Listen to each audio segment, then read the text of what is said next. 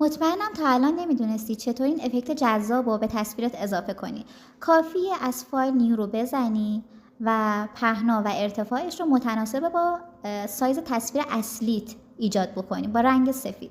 حالا تصویر اصلیت رو بردار بنداز روی بوم سفیدت، حتما کلیک راست بکن و اسمارت آبجکتش بکن و با دستگیره هایی که اطرافش هست سایزش رو برابر با بوم سفید در نظر بگیر. اینتر رو بزن.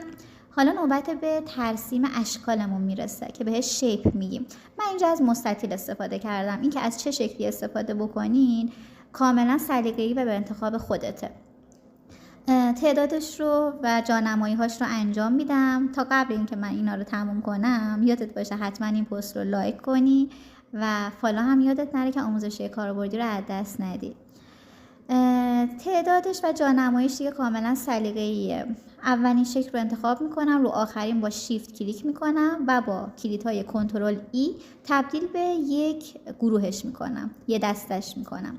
حالا همینجا دوباره میتونم سایزش رو و اندازش رو جاش رو تنظیم بکنم متناسب با تصویرم و میام لایه پایینی رو حالا میکشم بالا که بالاترین سطح قرار بگیره به همین ترتیبی که لایه های من هست. حالا رو لایه اول قرار بگیر، کلیک راست بکن و گزینه کلیپینگ ماسک رو بزن که ماسک بشه به لایه پایینی. به همین راحتی. ببین چقدر جذاب شد. حالا بر حسب سلیقه خودت میتونی رنگ بک‌گراند که سفیده هم عوض بکنی. من اینجا به نظرم اومد که رنگ تیره جذاب تره براش و تیرش کردم. ببین چقدر جذاب شد.